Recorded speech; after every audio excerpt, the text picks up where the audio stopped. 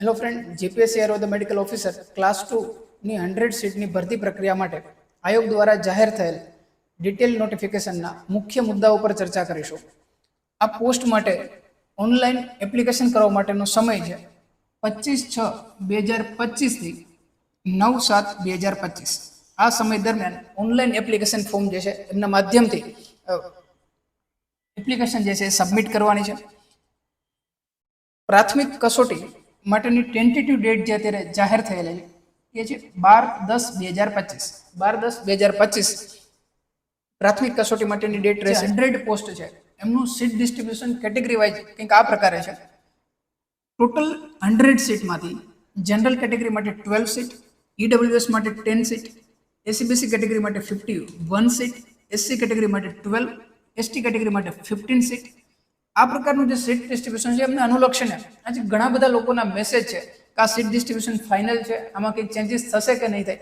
But અત્યારે આયોગ દ્વારા જે જાહેર કરવામાં આવ્યું છે સીટ ડિસ્ટ્રીબ્યુશન એ આ પ્રકારનું છે અને એમનું કારણ એક આ પણ હોઈ શકે કે પ્રીવિયસ જે જીપીએસસી એક્ઝામ કન્ડક્ટ થઈ હતી 2016માં એમાંથી જે વેકેન્સી થયેલી છે એમને ફિલઅપ કરવા માટેની આ ભરતી પ્રક્રિયા છે.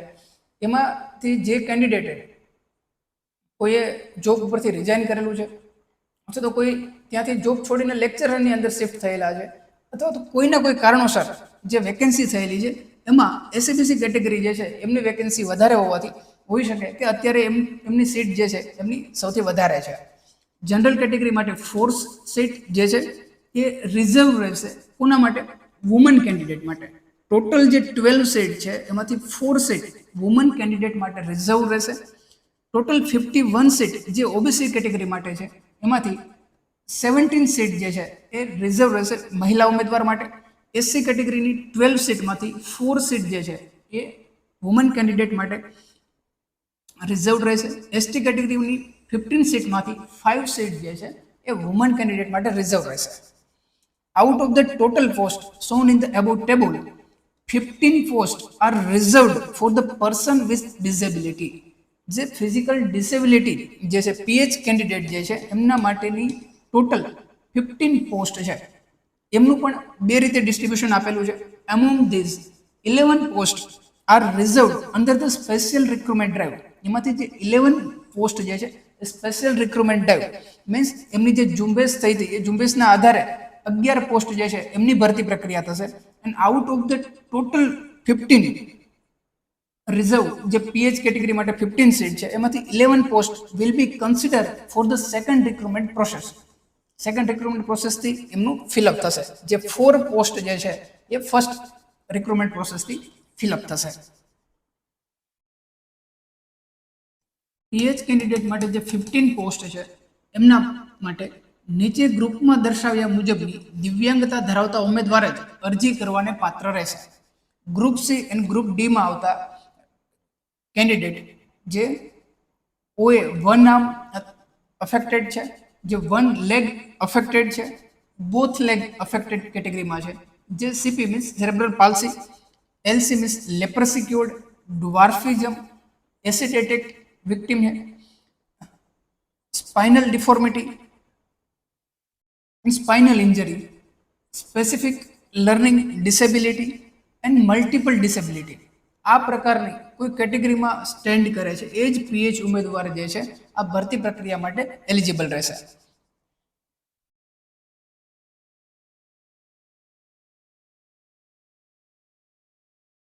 અનામત કક્ષાના ઉમેદવારો બિન અનામત જગ્યા માટે અરજી કરી શકશે અને તેઓને બિન અનામત ઉમેદવારો માટેના ધોરણો લાગુ પડશે.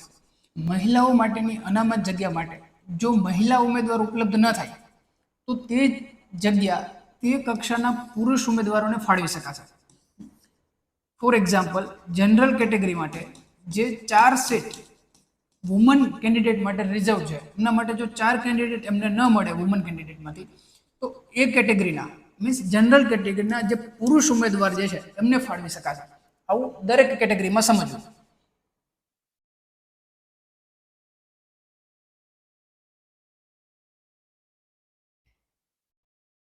ઉમેદવારોએ અરજી ચકાસણીને પાત્ર થયાના કિસ્સામાં રજૂ કરવાના થતા પ્રમાણપત્રો તૈયાર રાખવાના રહેશે. જે કંઈ પણ ડોક્યુમેન્ટ રજૂ કરવાના છે, આયોગને મોકલવાના છે, એ તૈયાર રાખવાનું વાત છે.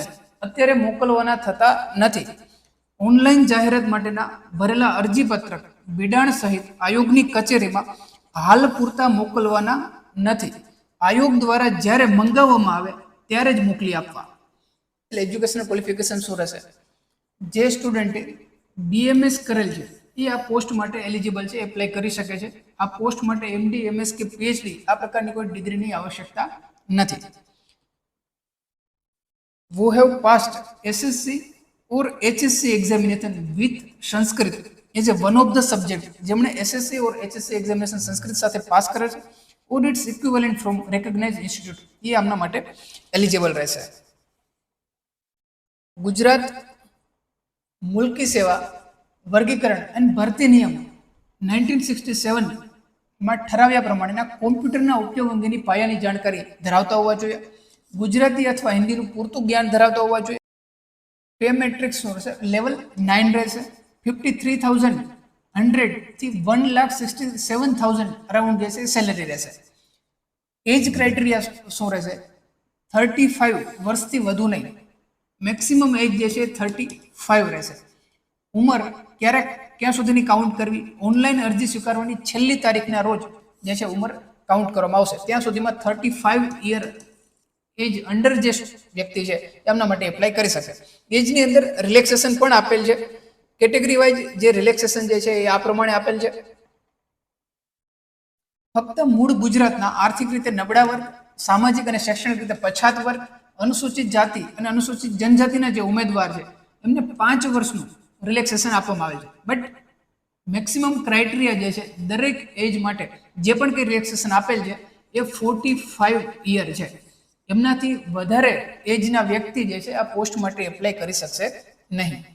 ફક્ત મૂળ ગુજરાતના આર્થિક રીતે નબળા વર્ગ, સામાજિક અને શૈક્ષણિક રીતે પછાત વર્ગ, અનુસૂચિત જાતિ અને અનુસૂચિત જનજાતિના જે મહિલા ઉમેદવાર છે એમના માટે 10 યરનું રિલેક્સેશન આપવામાં આવે છે. બટ ત્યાં પણ મેક્સિમમ એજ ક્રાઇટેરિયા જે છે એ 45 યર રહેશે.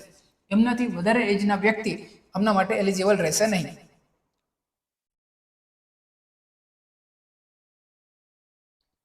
બિન અનામત જે સામાન્ય મહિલા ઉમેદવાર છે એમના માટે 5 યરનું એજ રિલેક્સેશન છે. ત્યાં પણ મેક્સિમમ એજ લિમિટ જે છે 45 યર છે. દિવ્યાંગ ઉમેદવાર જે છે સંબંધિત જગ્યા સામે દર્શાવેલ દિવ્યાંગ ધરાવતા ઉમેદવારોને મેડિકલ બોર્ડના તબીબી પ્રમાણપત્રને આધીન 10 વર્ષ સુધીની છૂટછાટ રિલેક્સેશન આપવામાં આવેલ છે. ત્યાં પણ મેક્સિમમ એજ જે છે 45 યર રહેશે. મીન્સ જે એજ રિલેક્સેશન જે છે એજ ક્રાઇટેરિયા જે છે એ 35 યર એજ ક્રાઇટેરિયા છે. બટ જે કેટેગરી વાઇઝ ડિસ્ટ્રીબ્યુશન આપેલ છે, રિલેક્સેશન જે આપેલ છે એમાં પણ મેક્સિમમ એજ જે છે એ 45 યર છે. એમનાથી ઉપરના ઉમેદવાર જે છે એમના માટે એલિજિબલ થશે નહીં. આ ભરતી પ્રક્રિયામાં જે કેન્ડિડેટ સિલેક્ટ થાય છે એમણે the selected candidate shall required to get himself registered with the State Board of Ayurveda in Unani System of Medicine at the time of application if he is not so registered. જો એમને registration કરાવેલું નથી અને આવા કોઈ candidate જે છે જેમણે જીવીયુ જે ગુજરાત રજિસ્ટ્રેશન બોર્ડ છે એમાં રજિસ્ટ્રેશન કરાવેલું નથી અને એવા કેન્ડિડેટ જો કોઈ સિલેક્ટ થાય છે તો એમણે જ્યારે જોબ માટે એપ્લાય કરે છે, જોઈનિંગ એપ્લિકેશન જ્યારે આપે છે એ પૂર્વ એમણે ગુજરાત બોર્ડની અંદર રજિસ્ટ્રેશન કરાવવું આવશ્યક છે. જીપીએસસી મેડિકલ ઓફિસર માટે શૈક્ષણિક લાયકાત સંબંધી અગત્યના નિયમો. આ જાહેરાત અન્વયે જેના ભરતી નિયમોમાં તેની શૈક્ષણિક લાયકાતની પાત્રતા તારીખ અંગે કોઈ ઉલ્લેખ ન હોય, મીન્સ આજે આપણું ડિટેલ નોટિફિકેશન છે એમાં કોઈ પણ પ્રકારના તારીખનો ઉલ્લેખ નથી. જે શૈક્ષણિક લાયકાતનું વર્ણન છે કે બીએમએસ ડિગ્રી ધરાવતા હોવા જોઈએ, બટ ત્યાં કોઈ પણ પ્રકારની તારીખનો ઉલ્લેખ કરવામાં આવેલ નથી. તેવી માત્ર ઓનલી અનુભવ વગરની સીધી ભરતી કે જ્યાં એક્સપિરિયન્સ જે છે એ માંગેલ ન હોય એવી જે ભરતી છે તે ભરતી માટે માંગેલ શૈક્ષણિક લાયકાત પ્રાથમિક પરીક્ષા બાદ પ્રથમ અરજી ચકાસણી યાદી બહાર પડે તે તારીખે સંબંધિત શૈક્ષણિક લાયકાત ધરાવતા હોવા જોઈએ.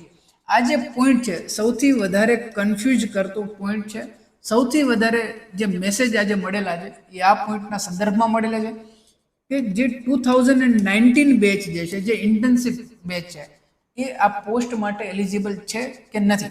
આ જે પોઈન્ટ છે એ પોઈન્ટ 2016 પ્રીવિયસ જે જીપીએસસી એક્ઝામ હતી ત્યાં આ પોઈન્ટ મેન્શન કરેલો ન હતો. ત્યાં ડાયરેક્ટ સૂચન હતું કે જે પણ કંઈ શૈક્ષણિક લાયકાત જે છે એ ઉમેદવાર અરજી કરવાની આખરી તારીખ સુધીમાં ધરાવતા હોવા જોઈએ. જે આ એક પોઈન્ટ જે છે એડિશનલ એડ થયેલ છે. ત્યાં કન્ફ્યુઝન શા માટે થાય છે?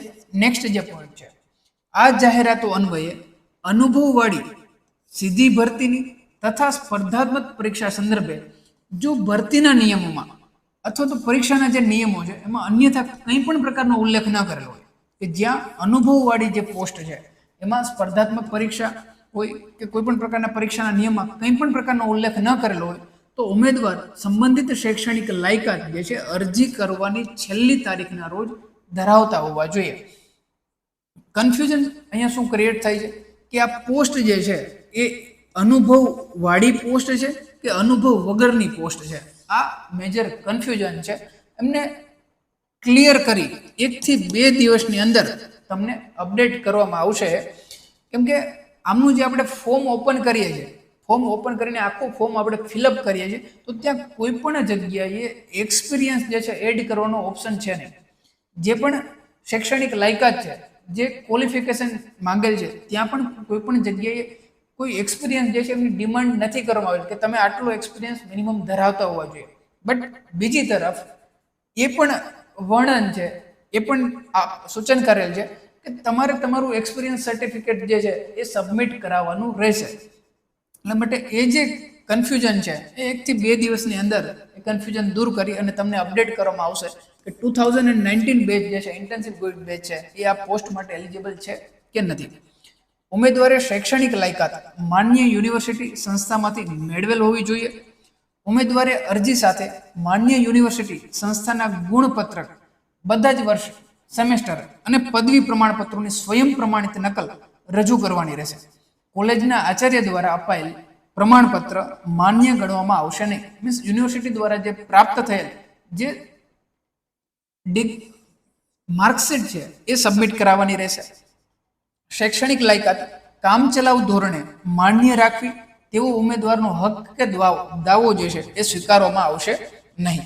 જો જગ્યાના ભરતી નિયમોમાં દર્શાવેલ શૈક્ષણિક લાયકાતની સમકક્ષ લાયકાત માન્ય ગણાશે તેવી જોગવાઈ હોય, જેમ કે આપેલું હતું કે સંસ્કૃત જે છે એ એસએસસી કે એચએસસી સાથે પાસ કરેલું હોવું જોઈએ, બટ એમને સમકક્ષ કોઈ બીજા વિષય કોઈ પાસ કરેલ છે, આવું કોઈનો દાવો છે, તો એક સમયમાં જાહેરાતમાં દર્શાવેલ લાયકાતની સમકક્ષ લાયકાત ઉમેદવાર ધરાવે છે તેવો તેમનો હક દાવો હોય, તો આવા ઉમેદવારે સમકક્ષતા પ્રસ્થાપિત કરતા આદેશો, અધિકૃતતાની વિગતો આપવાની રહેશે. મીન્સ એમનું જે પણ કંઈ સર્ટિફિકેટ એમની પાસે જે છે એ એમને રજૂ કરવાનું રહેશે. એક્ઝામ પેટર્ન શું રહેશે? સંબંધિત વિષયનું 200 ગુણનું પ્રશ્નપત્ર રહેશે, જેનો સમયગાળો 180 મિનિટનો રહેશે. પ્રાથમિક કસોટીમાં ઉમેદવાર 25% ઓછા ગુણ મેળવશે તો તેમને રૂબરૂ મુલાકાત માટે પાત્ર ગણવામાં આવશે નહીં. 25% માર્ક્સ મીન્સ 200 માર્ક્સનું પ્રશ્નપત્ર રહેશે. એમાંથી જે 25%થી ઓછા ગુણ મેળવે છે, 25% મીન્સ જે બિલો 50 માર્ક્સ જેમને મળે છે, એ રૂબરૂ મુલાકાતને પાત્ર રહેશે નહીં. જેમાં અનુસૂચિત જાતિ, અનુસૂચિત જનજાતિ વર્ગના ઉમેદવાર જે છે એ 20%થી ઓછા ગુણ મેળવશે તો તેમને રૂબરૂ મુલાકાત માટે પાત્ર ગણવામાં આવશે નહીં. એટલે કે બિલો 40 માર્ક્સ કોઈ પ્રાપ્ત કરે છે તો એમને ઇન્ટરવ્યૂ માટે એલિજિબલ કરવામાં આવશે નહીં. રૂબરૂ મુલાકાતમાં આયોગની સૂચનાઓ ધોરણો મુજબ જાહેરાતમાં દર્શાવેલ કેટેગરી વાઇઝ જગ્યાની સંખ્યાને ધ્યાને લઈ નીચે મુજબ અનુસરવાનું રહેશે. જે આપણે પ્રીવિયસ ડિસ્કસ કરેલું હતું કે એક પોસ્ટ છે તો એમના માટે 6 કેન્ડિડેટ છે એમને ઇન્ટરવ્યૂ માટે બોલાવવામાં આવશે.